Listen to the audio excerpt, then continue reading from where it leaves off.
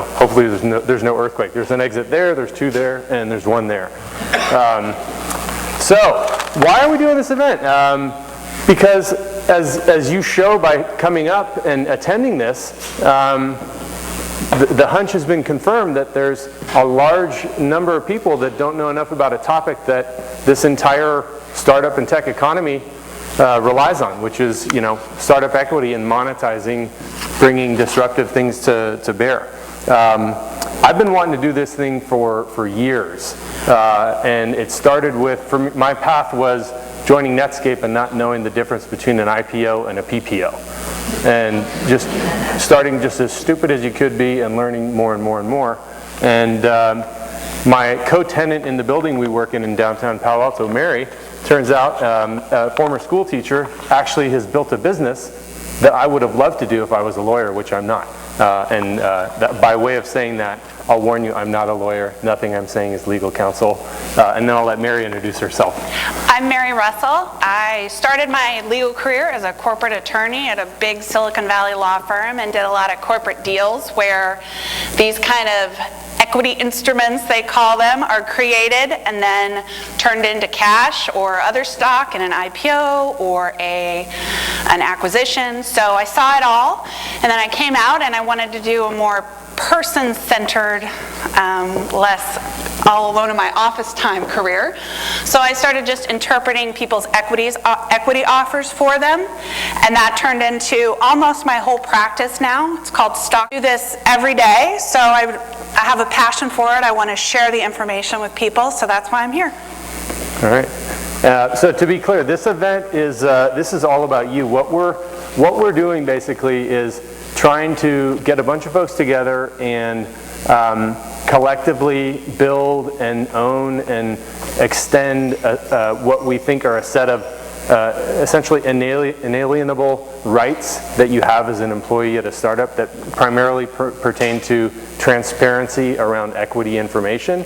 And so if there's one thing to take away from this beside the fact that we're going to the patio for drinks afterwards, it is that we're starting something that we're not going to be able to handle because it should be too big. So we're hoping everyone gets involved in the same way open source software has thousands of people involved. This is only going to happen if the people here and the people that see the video get involved in spreading information, adding information, helping make this a living, breathing thing. So this is your event and it's your future. So why are we doing this? I did a survey in 2011 about startup equity that confirmed a bunch of suspicions. And let's go to the next slide. Okay, so I got 150 responses from people that work at startups and confirmed a few things, which is basically that we are all knuckleheads who haven't gotten knowledge because no one taught it to us, and we've all been too greedy going after the startup dream to learn what we need to do a good job. So, shares outstanding. 2/3 of people who work at startups don't know the exact number of shares outstanding at the company they work, which is the denominator to whatever amount of shares they get, and it determines how much of the company they own. 2/3 don't know that. 69% don't know what the comps are in the industry in terms of the equity that they should get as a percentage for the role they're in. 7 people out of 10 don't know that. 64%, so 2/3, expect they're going to make 100,000 to $1 million plus, though only 20%, 1 out of 5, which is lower than 2 years ago, have had 2 or more exits. So people are expecting a lot more, even though very few have had the exits needed to make it. And somewhere between 14 and 29% of people have any control over what happens in terms of them being able to monetize all of their equity after an acquisition. So that data for me basically says, people don't know, and those are some of the critical things to actually be in control of the outcome. Why is this important, especially in Palo Alto? Well, there was an article in Wealthfront recently saying effectively that to live here in Palo Alto, and I say this as a renter, you need about $1 million in equity gains, which means, given that 1 out of 5 startups is really going to amount to something, you need to actually get that to happen, and yet there's all these knowledge barriers. So that's why this is important. Why else do we think we have these rights? Well, the ideas and the money, nowadays especially, are the easiest things to come by. And what's hardest to come by, and what is often underappreciated in the equity monetization of startups, is the people who do the work to turn the ideas and the money into growth and margin. They matter more than they ever did. I can't tell you how many startup CEOs who are tech folks are admitting that they don't have the DNA to do well and that that's their biggest problem. Lastly, I'm a Boy Scout, so I'll get sappy on you. I believe that, startups matter because we're making the economy more efficient, and yet startups are getting harder to do and harder to make successful because, in part, this equity thing and the risk that people are associating with it is leading more and more of them to stay in bigger companies, monopolies, oligarchies that control traffic and technology. And this issue, if we don't fix it, is going to harm the Valley and keep us from bringing more and more efficiency to the global economy. So this actually matters to the big picture. So that's why we're doing it. There's a guy who I met the other day who said, I've hired over 1,000 people as a CEO. Not one of them in over 20 years has ever asked all the right questions about startup equity. That guy's in this building. He's not working right now, so otherwise we would have bounced him.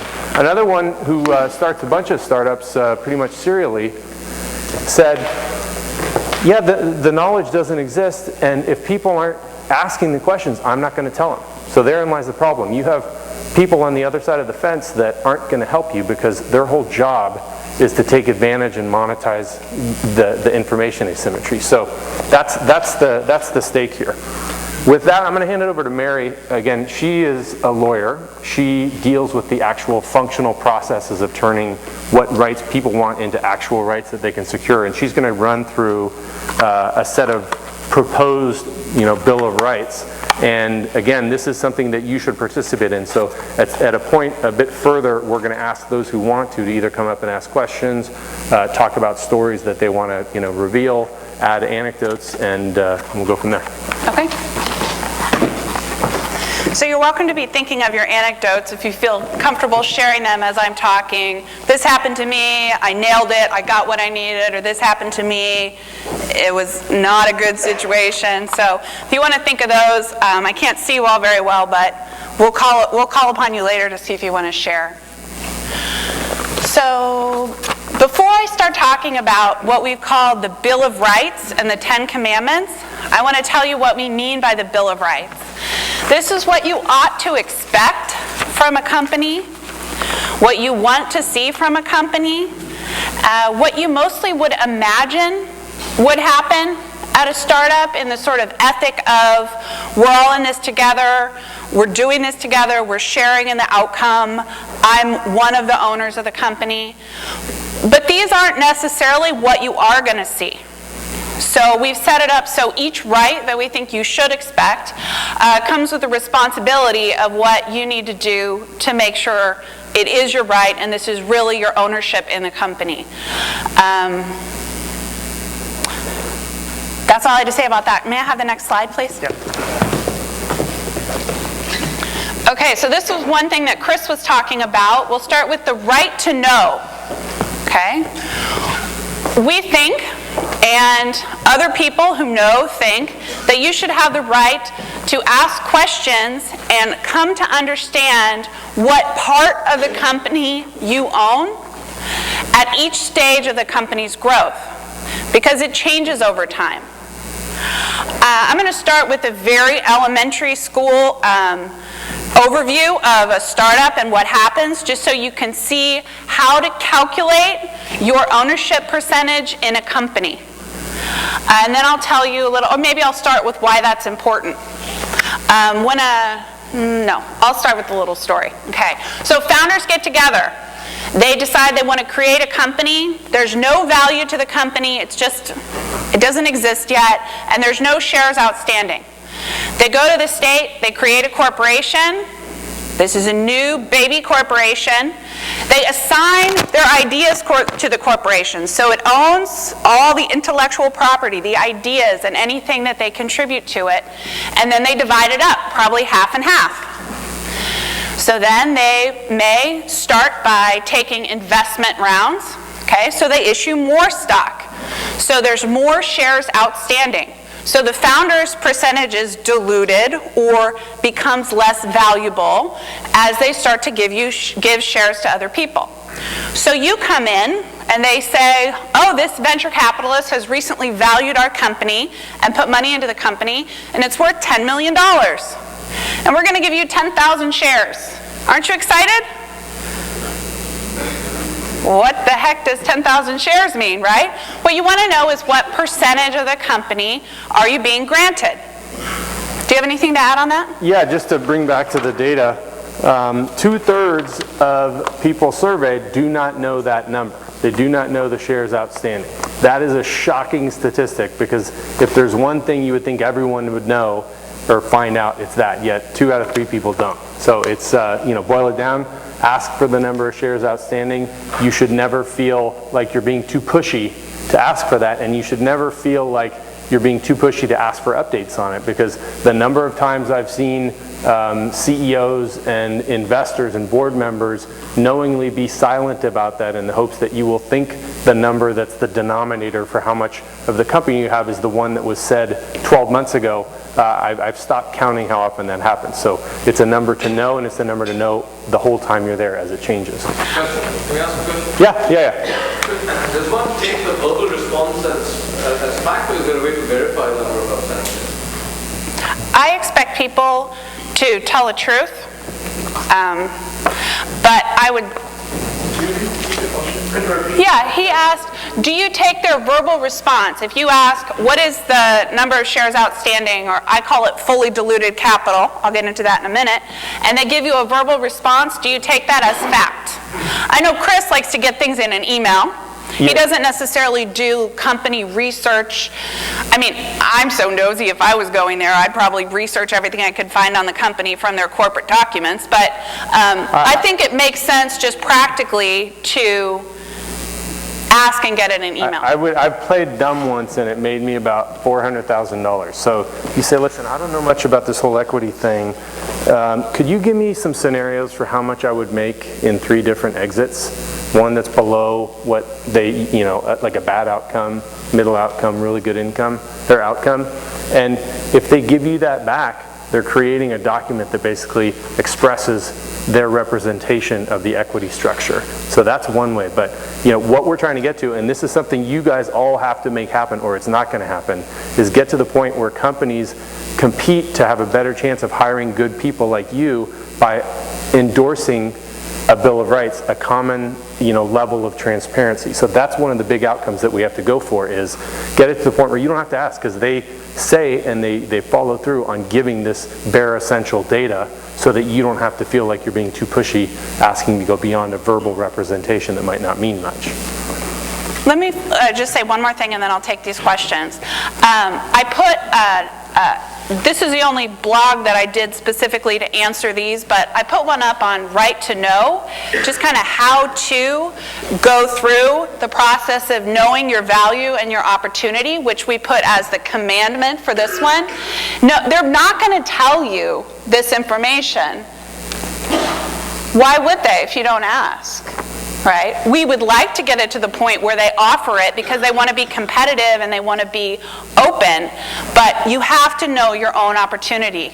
So I put up kind of how-to on this, but one important thing is that if we are just talking about the denominator in the equation, your number of shares divided by the total outstanding shares, you want to use a number called fully diluted capital, and that's a very widely inclusive term for shares that are out there.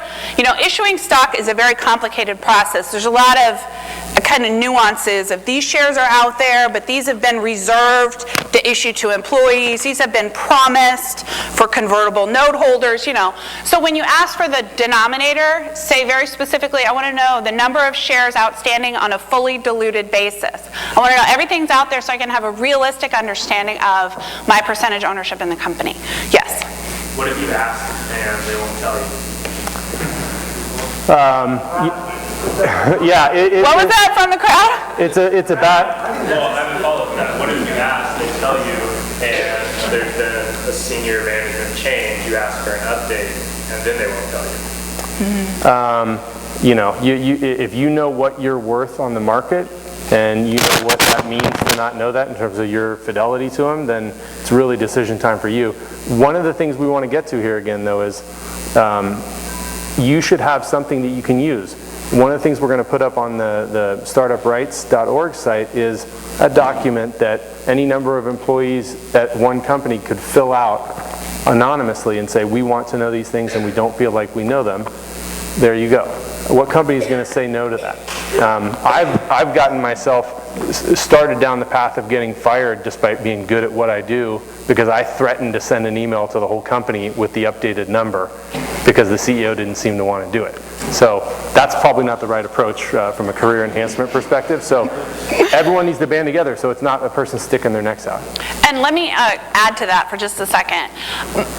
I'm not going to say most, but in a lot of cases, this is truly public information because if you're incorporated in Delaware and you issue stock to your employees in California, which is the case for most startups, at least in this town, it's really public information. Someone who knows what they're doing can find it out and at least do some guesstimates on the math. So when you ask these questions like, what's the most recent preferred stock price per share, which people get really touchy about it, you can say, this is public information. I could find it. Don't make me hire a lawyer to do it. Don't be silly. Just give me the information. And this is a touchy thing because they don't want to give it to you, but it is out there. And, you know, I do this for a living, but I don't think you should all have to come to me to get the information, especially because it's not always available. So if you just make the point, and you can say this even if it's not true, just to sound like you're up in arms about it, you know, it's public information. Just share it with me so I don't have to go to the trouble. I've told people to say that before, and I think it's a good thing to say because it just means I'm paying attention. Just give me the information I need to know to compare this to my other opportunities. Now I'm getting all sassy, which you know are endless. So, sorry, go ahead, Chris. All right, so let's take some more questions. Okay, you were asking a question. Go ahead. What if you get hired early on and get another round of funding and they dilute the shares further? How can you protect the original amount that you have? Is there something that you should get when you get that contract from them that your shares? All the contracts. Your percentage? I'm not a lawyer, but I've looked at those contracts closely. I will tell you, all of those contracts are set up so thoroughly to help one side of the transaction that you can pretty much assume they're not going to do that. The only way we're going to get there, again, is if there's a sort of Rosa Parks moment where people say, we have these rights and we are going to assert them, and we're going to start by defining them. So until each company knows that they have hiring pressures and retention pressures that might result from not agreeing to these things, one of which is not just to know the number of shares outstanding, but how that evolves over time, then you know, we're not in a good place. So we're not there. Like right now, you will have no luck other than by antagonizing the entire executive staff if you try to update yourself on that number. I've done it a million times. It's not a good thing to do for your career. It's really meaningless what they offer you in the beginning. No. What she's asking here, I think, is how do I prevent my percentage ownership in the company from going down? And this is a very common question, and I'd like to give the kind of fairness company answer to the question and then tell you how to get around that. The fairness company answer to the question is, when a venture capitalist put in $20 million into the company, your company just got $20 million more valuable, right? So it makes sense that your shares would be a lower percentage in the company. Right. What gets tricky is if the I don't want to go down this road, but if the company gives away lots of rights in the preferred stock financing that they shouldn't have given away because the investors took a whole lot more rights than are normal. I'm getting too wonky, but where was I going? Oh, yes. So what you do to protect yourself is, if you're coming into an early stage company that you expect to be diluted many times down the road, you have to negotiate for a higher percentage ownership in the company. And you know what you do? Here's the other thing you do.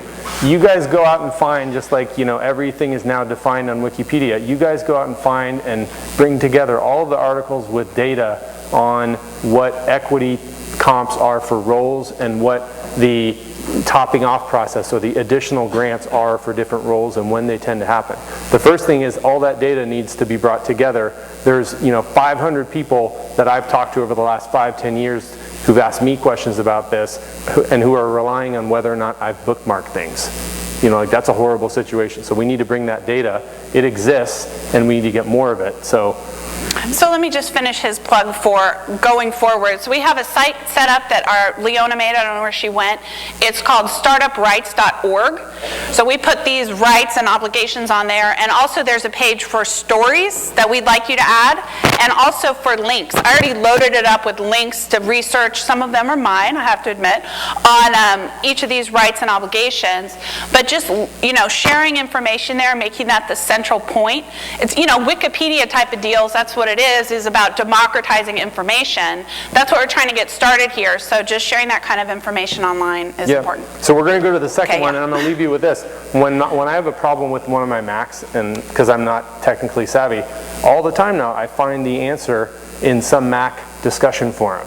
There needs to be, and everyone here, people here need to stand up and start running what will be discussion forums on Startup Rights or wherever, where that discussion happens so that you can find that stuff. And that's what really needs to happen, which is why this is sort of a community event.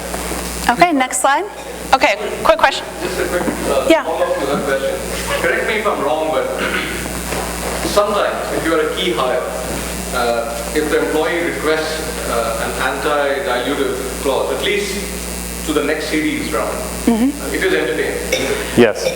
They don't call it anti-dilution though, so don't call it that, because they're going to think that you're asking for a change to your stock rights. It's not going to happen unless you're at some weird LLC or something. What you're going to ask for is a refresh grant of more shares to bump your number up, refresh your percentage. It's going to be really easy to get down a sort of legitimate rat hole of a bunch of individual scenarios. Okay, but so let's go. I think we got to keep going on the things to give you guys a chance to ask more questions later. Okay, so the next thing that you would expect when you come into a startup in a perfect world would be that you are granted, let's say, 10,000 shares, and that you're going to have the right to earn those shares. There really is something you're going to have the ability to earn over time. Hey, Mary, let me give a shock treatment here. I'm going to the Netscape 20-year reunion or 15-year reunion in a couple months. I'm going to tell Mark Andreessen, who built a great company, but who has since been implicitly involved in firing people at a company, Skype, before it was acquired, to free up equity so that there's more for the preferred shareholders. That's not a good thing to do. That happens all the time. It's happened literally thousands of times in startups, that because people don't have anything that protects them, no matter how good they've been performing, to continue to have the ability to vest unvested shares, people take advantage of that. Who knows? I might do it if I was in their position, but I'm not. But the point is, we need a set of rules to define how this works, and a set of transparency so that we can know whether or not we have that risk. Okay, so vesting is a period of time over which you earn your shares. It can also be based on your performance, like contingency-based vesting. What you want to do, your responsibility here is when you come into a company to know how your shares vest. And then simply ask, this is so simple, I ask it, does that make sense for what I'm going to do in this company? So, if you're going to come in for a short-term project like a contractor, the typical 4-year vesting with a 1-year cliff, meaning you don't own anything unless you're there for a year, If you're there for a short project, obviously that doesn't make sense. You know, I've seen it happen. People get fired after, one person's happened, got fired, not fired, but they just didn't need him anymore after 6 months because he did such a killer job in setting it up so other people could do the work. Right? So then it doesn't make sense that he would not get anything. So another reason this really comes up is if you're coming into a company that's going to be acquired, and you would expect that your role would be duplicative or unnecessary in the acquiring company. You know, it's mostly, I mean, I hate to say this, but I think it's true. It's mostly the technical staff that is retained after an acquisition. So if you're in a role that, or you're in a higher VP type role with more negotiating power, but if you're in a role that is not going to be needed if the company was acquired, you ask to get accelerated vesting upon change of control if you're fired by the acquiring company. Because if you have shares that are worth $1 million for, you know, your full set for your vesting, at the time the company is acquired, and you've only vested half of them, you're excited because you think you're able to earn $1 million, but if you get let go or are demoted in some bizarre way, then you're stuck. You don't earn them, or you're stuck there waiting to vest them. So if you can negotiate for acceleration upon change of control if you're fired after, that protects this right. I don't know if this is that clear, but right to earn the value of your grant. Couple quick stories. Who saw the second Business Insider article, the one that came out? Okay, so the interesting story there. A guy called me, said, I'm about to take a job. I've been in a massive company so long, I have no clue about anything with startups, but I want to do this one. What do I need to know? They made me this offer. And I said, well, do you have a double trigger? He said, what's a trigger? So I explained it to him, and it's that thing that gives you that protection if the company's acquired and you're let go. And when he brought just a little bit of knowledge and asked for that and said, it seems reasonable to expect that if I do well and we're acquired and I'm fired, even though I did well, that I'd get some of my shares that weren't vested. Well, in about 2 minutes, they said, well, we don't do double triggers, but we're going to double your equity from point this to point that. So a little bit of knowledge, huge impact. So think about how that makes sense. If you want to earn $1 million and you're only going to get kept on for 2 years instead of 4 years, I mean, I'm not saying your shares are worth $1 million, but like think about that. Okay, if you're only going to be there for 2 years and you want this full number of shares, and you know you're not going to, you know, do you see what I mean? Half as much time vesting means twice as many shares. So it's just from a high level, does it make sense? Talk to your friends, like, what do you think is going to happen to me here? Does this make sense? It's really not that complicated. It's just a matter of getting down into reality and asking for what makes sense for you.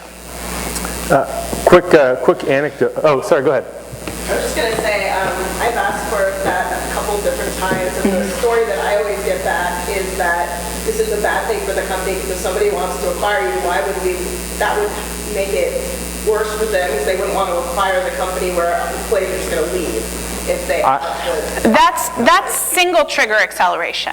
Right. That means the single trigger being if the company is bought out, you fully vest your shares, you accelerate. That doesn't happen. What you get is double trigger acceleration, which means I want to earn the full value of my shares, so I'm committing to this company. If you let me go after the company is acquired before I vest, then I accelerate. Does that make sense? And if you say that's what you want, you know you're never going to get a single trigger unless you're uber superstar, Michael Jordan.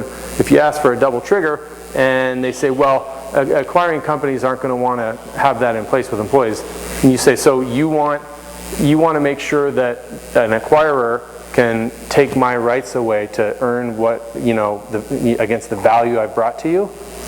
They're not, you know, if you just know to say that, you know, you look them in the eye, what are they going to do? Well, not to mention the executives all have double trigger and they have more shares, so you could just... Exactly. One anecdote, just to, so you guys have an idea if you should be earlier in your careers or not have worked through these situations. I joined a company to run sales and marketing, a startup, and when we were talking about equity, and it came down to me saying I want this much equity because I think this is how much valuation the company's going to get in the time I'll be there. And I said I think it'll end up being worth about $150 million.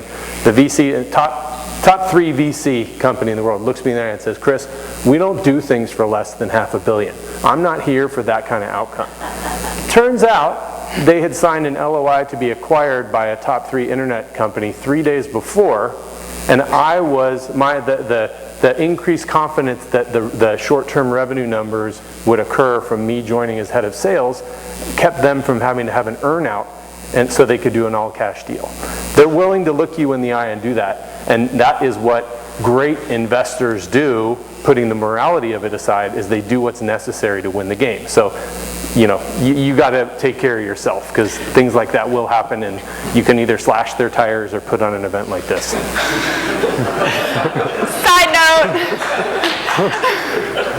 Side note, political point. Part of this is to show the great investors what they have to do to stay as great investors. You have a competitive advantage if your employees are incentivized to come to your company. Google is paying crazy amounts of money, crazy. Right? If you want to compete with that, and have this community atmosphere, which is what a startup is, you better be sharing like we do in a community. So it's all a matter of showing them, this is important to us, we want a part of this. One of my favorite compensation expert friends says, uncertainty benefits no one. So just pushing on the great investors of the world and the CEOs of the world and saying, this is important to us, make this happen, we want the Bill of Rights. You don't have to say it like, we want the Bill of Rights, but just asking and following through on these is saying that. And when they know they have to deliver that to get the great people, then it becomes what the great investors do. And so who is going to volunteer to start the process of creating a Bill of Rights endorsement button that goes on companies' Glassdoor profiles, on their LinkedIn profiles, on their website? Ooh. That needs to happen. It can happen, and if it happens, you know what's going to happen. People are going to say, these aren't unreasonable. Well, okay, I'll do it. And some will start, and they'll have an advantage. So why don't we make that happen? Let's go to the next one, because this is going to bring in the, oh my God, I think you guys are getting sleepy, but this is where the ugly stuff is. Wait, yeah. Over here? Yeah, go ahead. Is that a quick question? Yeah.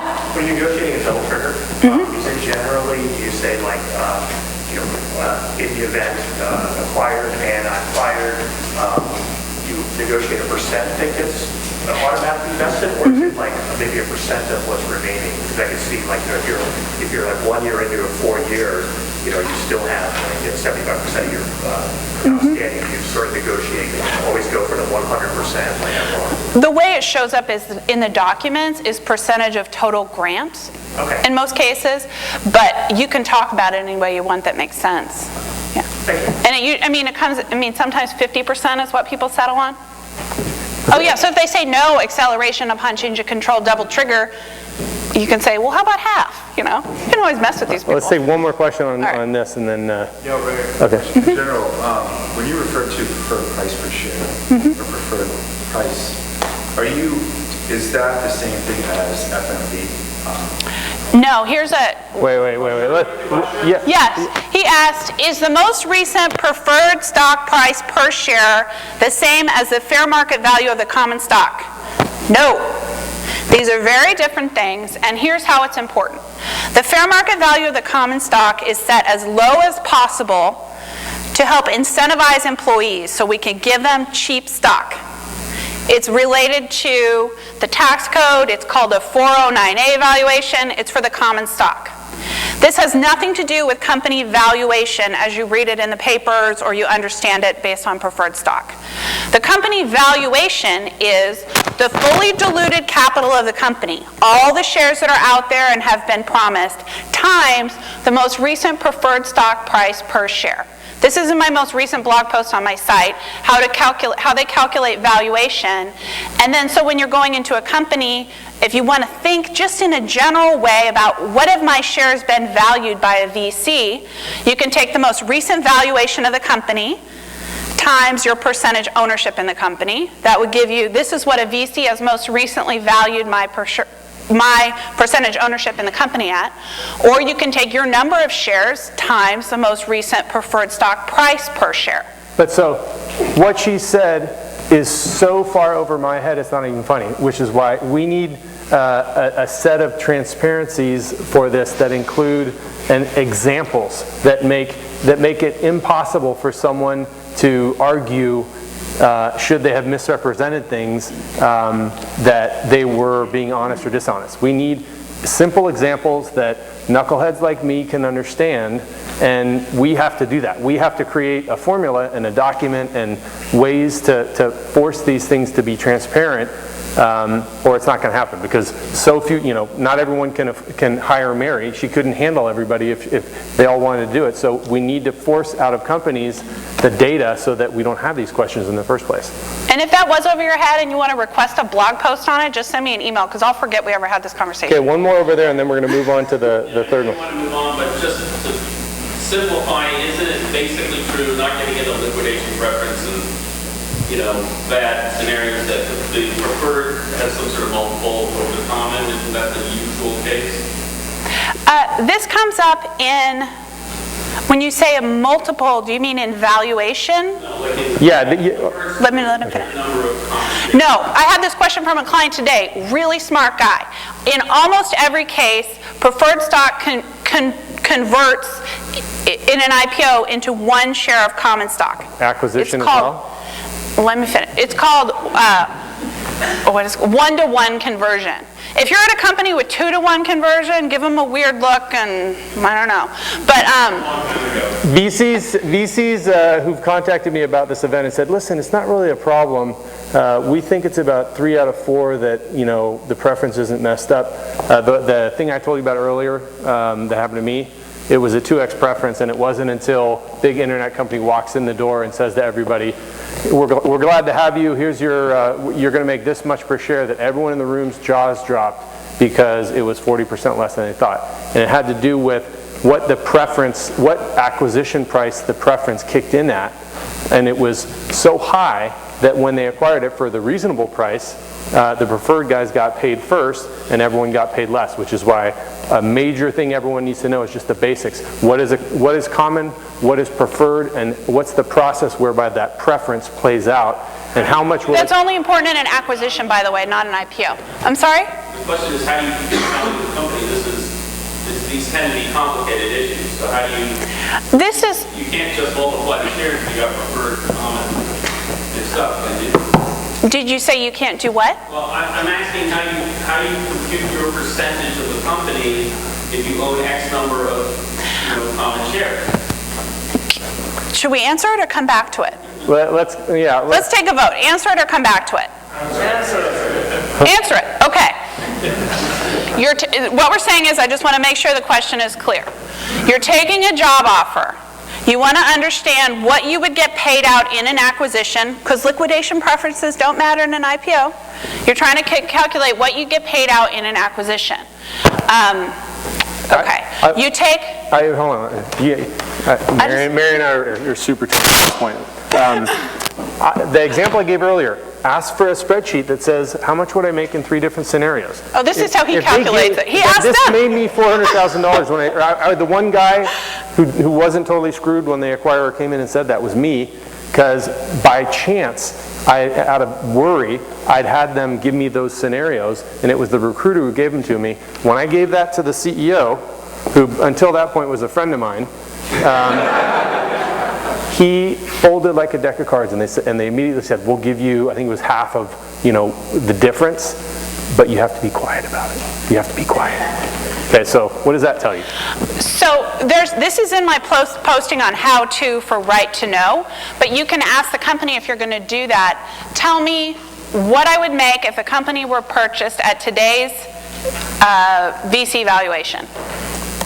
That'll show you the difference between your percentage ownership in the company. That's one way to ask it. Another way to ask it is to really play out the calculation. I know I'm going to lose people if I do that right now. I'm not going to do it. Mm-hmm. It's the teacher in me. So your 3 scenarios, one was IPO, one was acquisition, what was the other one? Oh, 3 scenarios. Acquisition at today's VC valuation, 2, acquisition at twice or 3 times today's VC valuation, or acquisition at 10 times today's VC's valuation. Because the lower the acquisition price, the more these liquidation preferences come into play. Because you don't care if the VC is getting their $20 million back 2 times, which is a 2x liquidation preference. If the company is sold for $1 billion, you know? But if the company is sold for $100 million and they get an extra 20,000 or 20 million and they get, I probably screwed the numbers up, and they get to participate in the distribution to the common, then it does make a difference. So that guy's yawning, I'm moving on. Okay, I'm moving on, I'm the teacher of this class. This is the exciting stuff. So, if you go to a company and you leave the company and you think you own your shares, you're happy. You're not happy if the company then says, oh, excuse me, we have the right to repurchase those shares from you. You're like, wait a minute, I was going to hold these shares till you guys go public or get acquired. Whoo, sorry. Then I'm going to be rich. Not if they can buy them back from you. So if they have something called a repurchase right for your vested shares, that means you don't really own your shares. Right? We've all played kid games where you give something, but then you get it back because you did this. That's what they're doing. So what you want to do is make sure there's not a vested right, or I'm sorry, a repurchase right for vested shares. And they do it in two different ways. They either can repurchase them at the exercise price that you were granted them at when you joined the company, which is the worst possible deal, or they can buy them back from you at the fair market value of the common stock on the day that they repurchase your shares when you leave. That's not good either. People say, oh, I made a little bit of money. This guy on the phone was like, well, that's okay, I'll make $5,000. It's like, but the shares are really worth 5 times more than that and will be worth 5 times more than that, you know, more multiples of that over time. You know, you join a company because you want to have the value of those shares at the exit event. So just make sure there's no repurchase rights or other tricky terms to buy back your shares. I heard about this from a customer about 12 years ago who was also a startup, and a bunch of people left as the company was not doing so well. And the team that left and had this happen to them, had their stock taken away at a low valuation relative to what they got bought for, they coined the term phantom shares because they thought they had them, but it was a phantom, it wasn't real. That's a good way to describe it. There's also something called phantom stock. Don't get confused by that. That's a real thing. Should we move Yep, let's go. Yes? Yeah. Just a quick question. So, if you're vested and you purchase the shares, and you own the shares after you bought them, so you purchase. If they have a right in your documents called a repurchase right for vested shares, yes. That's the number one gotcha. Right? That's what the Skype employees found out. That's a classic story. So just ask if they have it. It's just fundamentally not fair, in my opinion. They could make some argument for it, but it just takes away what you're expecting to have. You know, so if you know that going into a company that they have it, well, that's one thing. If you don't know, that's a very different thing. Yes? So usually when you join a company, they don't even give you your shares until like the next board meeting, right? Right. So you don't even get that paperwork to know whether they have the purchase right until after. So we have this as a responsibility. Oh, back to the first. He said you don't get your option paperwork and your grant until you already joined the company. So you wouldn't know about that. That's standard operating procedure right now, but it goes against what we would say to be the Bill of Rights, that you have a right to know these things before you start. They have to answer that question honestly if you ask it, but if you don't ask it, they have no responsibility to you to tell you that. I would say that they do, but legally, not really. So it's, you know, it's your responsibility, it's my responsibility if I go into a startup to know this before I go in. I want to add a point here, and I'm going to keep coming back to this. By way of story, Mary first suggested that we hold this on a street in Palo Alto and make it a march, and I was like, no, we don't want to do that. It's not about that. But I do want to make the point that everyone here's questions are actually pointless if they're made as individual questions. There is no way really for you to take care of your situation if you're doing it by yourself. The only way, and the reason this event's happening, at least in our view, is we need to build a set of inalienable rights that become widely distributed so that we don't have to worry about these things, that we know at least the bare minimum, and that we also come away knowing what our responsibility is in terms of the things we need to know. So I don't want anyone to lose sight of the fact that this thing will mean nothing, this event will mean nothing unless people take hold of this and own it. And it's going to be people in this room and others. Otherwise, it's not going to amount to anything, because you can't, like I've been, reporting to the CEO for the last 12 years. I've had no luck in all this stuff, and I should have luck, but I don't. So it only happens if we start a movement that forces the VCs and the investors and the founders to realize that this is going to help everyone, them included, because we're not going to bleed away to work at massive companies or go work elsewhere because we just think there's too much risk. Okay, let me go back to this one. I wouldn't harp on this. I'm not a fear monger. I'm not going to harp on this if you don't have any power over it. But you do. I mean, you can't negotiate them to change their stock plan if they're screwing ahead and they put a repurchase right in for your vested shares. But you can choose not to work for those shares, or to ask for a major salary increase to make up for the fact that you're not really getting what you would think you would get. Right? You have the power to do this. I get so get up on this one because I'm seeing it more, and that scares me. I really like the ethic of a startup. You go, you're part of the community, but the more these are added into the documents and people get surprised by them, the more people are shying away. So I'm not trying to make you afraid in this instance. I'm just telling you to ask. It's very simple. Do you have any rights to my vested shares? No? All right, good. I'm on board. Yes? We get the other mic working? Can you just talk louder? He's going to turn it on right now.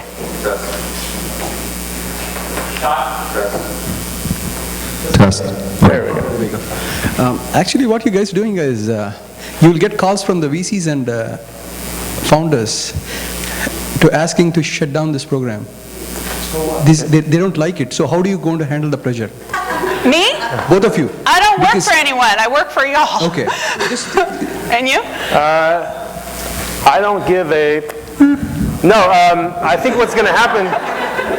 What's going to happen is if we do something about this, if we create these rights, the portfolio companies are going to realize that they should jump at the opportunity to make their lives easier in hiring good people, which is what their entire success depends on, by publicly endorsing the Startup Equity Bill of Rights. I don't see why that should not happen quickly. They're not idiots. They know that this is an issue. They're not evil. They're just, they're not at fault. You're at fault for not having the knowledge. I'm at fault for not having the knowledge. So if we do this and we ask for it, I'm pretty sure they're going to give it, and it's going to be a good thing so that they don't have to deal with all that management issue, that employee management issue that comes with people finally wising up or getting more and more nervous about it. Just a technical question on this slide, yes, please. Hi. So typically you get a grant, you have 10 years to exercise it, you work for 2 years. There's always this clause that says you can exercise your shares as long as you're working there, or within 3 months of the time you leave the company. Mm-hmm. Does that qualify as unfair sort of repurchase, or is that that's separate? Standard. It's standard. There's some tax reasons for that. I see. They can't be an incentive stock option if you can exercise them for more than 3 years after you leave the company. So speaking of people, until we've implemented this Bill of Rights, we can either all negotiate on our own behalf, or we could at least research who has a general reputation on the VC and employer side of being relatively straight and who does not. So how would we go about doing that? Oh, you mean knowing who does it and who? Yeah, I can't, start gossiping on my site because everything people tell me is confidential. So, Chris is excited about this push on the VCs to endorse this and say, if we give you 1%, it means we're following the Bill of Rights, so you don't have to worry. But it takes enough people asking, hey, are we really getting what we think we're getting? I think for them to endorse it publicly. They'd have to do it publicly because I can't. Or unless you, I'm not going to start and talk trash about these people. I could see some folks getting involved in the following way. They all have standard documents. Every investor and VC firm, they use documents over and over, and yet there's 20 different versions, and they get changed based on the negotiations that occur. At least that's my view of things. Well, what if we say we want there to, are you using version A, version B, version C of documents that that we all know what they mean? Something needs to happen there in terms of forcing either a an easy-to-understand summary, that has to happen in a lot of different places on the web now, something like that, and we need to make that happen. So I think they'll do it if we raise our voice together and say, this is the way it should be. Let's stop messing around and make it better. Okay, should we go on? One more question from the woman back here. Add on to what you just said, even just having plain language templates available for us to compare to our ourselves in this conversation, and it also makes it more publicly available. Can you say exactly what you're asking for again, and then also send me an email to request it for the blog? I want to hear it, just hear it from you. I didn't quite understand. When these templates are available online, I'm not saying particular amount, numbers, but we're talking about a lot of other things around those numbers. Once those are in plain English, it helps us understand their clauses. Okay, so I think that we're doing the best we can so far with, this is our next step, and if you guys are really part of this and participating in the site, startuprights.org, then we can have a community and start to build these things. Chris and I have to go back to our day jobs, so, unless there's but what somebody we've done is, we've set up, and there's way more text on these know thy future rights and these commandments on the site. It walks through, at least in a few sentences, how to do this, how to know what your future rights are. Ask XYZ to find out. And if there's not enough information in there, we have links on the site where you can research and find out more about these things. That's where we are now. Next. Next slide. Oh my gosh, I'm not going to talk about taxes right now. I know you guys are bored. So, right to tax benefits, there's ways companies can set these up so they're absolutely in your favor. There's ways to do it where they're less in your favor. If you're getting stock options, it's better for your taxes. If you're getting restricted stock units, it's worse because you pay ordinary income tax generally. So, but there's ways to do RSUs where you get deferred taxes, or there's ways to do it that are helpful to you. So if you just figure out, I know it's not easy, but there are some good resources on the site to link to, when am I going to be taxed and at what rates? It's a pretty basic, actually I'm not going to say it's basic, that's rude to say tax is basic, but just knowing when you're going to be taxed, that's the best you can do on this, and then ask, can they do better? Go ahead. Right to enforce, do you want to take this one? This is the last one, by the way. This is a tough one, but one of the things that needs to happen here is it needs to become clear and commonly accepted that I'm not being pushy if I ask for an updated total diluted share count to be published. Like, that's not. I shouldn't be the black sheep if I'm doing that. I should be able to ask questions without any fear. It shouldn't impact whether I get hired or not. And yet that happens all the time. I can't tell you the number of people I've talked to who are not going to ask questions because they don't want to be seen as asking too much. To enforce, we have to get to a point where there's a commonly accepted set of rules. Because no one's going to go through the legal stuff. Like, believe me, I've been there.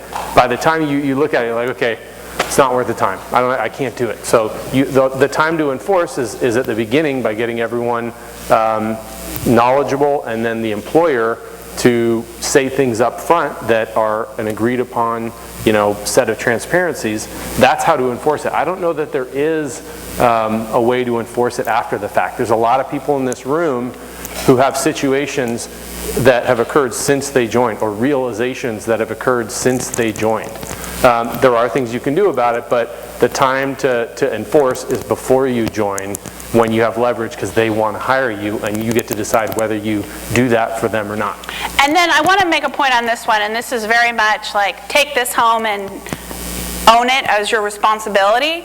This, your access to these rights change over time as the company raises more money and negotiates their acquisition deal if they're getting bought out, or negotiates your post-employment or post-acquisition employment agreement. So these things change all the time. And the companies where the employees do the best are the companies where there's some people paying attention. And I guess, working the ref or something, just saying to the CEO, or having the whisper of, hey, what are you doing to us when you're doing this? Just having that whisper of, hey, we know that you're doing something if you're negotiating a financing, negotiating an acquisition offer, and then also our employment after that acquisition, and how do our shares get treated in this merger. You know, these are decisions that they're making every time there's an event that affect you and your rights. So you just stay on top of it, know what's happening. And if you're close enough to the people making the decisions, let them know that you know what's going on and that you just, don't forget about us. There's a lot of selfish people in the world, and they remember you're around when you remind them. It's like, hey! My favorite investment banker says, everything is negotiable in an acquisition. So just letting them know that you know that and hook us up. It's pretty powerful just when you let people know that we know you have a choice in this about how we're treated. It's not the VCs. It's not the acquirer. It's us within the company. No company is getting bought and no papers are getting signed unless the people who are there, who are making the decisions, are on board. So just letting them know that you know what's going on and that you understand that they have a choice in the matter and that you want to be represented. I think this one was first. Yeah. Say you already work for a startup and at some point of time you come to know that the ownership percentage you have been given is unfair. So how do you go about getting that corrected without getting kicked out? Did you say, how do you go about getting it corrected? Well, that would just be just like when you negotiate your raises, your yearly evaluations. People go into them thinking, oh, this is about me getting judged. What it's really about is establishing your position going forward. So every time you make a decision to stay at that company is a time that's appropriate to talk about how you'll be compensated. Question here, do you have any explanation or on your site about what happens after I've left a company before an acquisition or before they go public? What are my rights as a shareholder on a private company after I've left? What are your rights as a shareholder? It depends on what's in your documents. There are some, you'll get a paper if the company is being acquired that tells you, please sign here. And in some cases, it makes sense to sign, and in some cases, it doesn't. California has some pretty good laws as far as protecting shareholders, and they can vote on this or have appraisal rights on that. But in most cases, you're just going with the flow of what you signed in your original document. Well, what about transparency? I want to know at the next round how much that's worth, because they're going to disclose it to employees who might be investing at the spot, but I am now not an employee, so what am I rights to request that information at all? You can ask, and you can tell them it's your right under Delaware law. Whether they agree with that or not is up to them.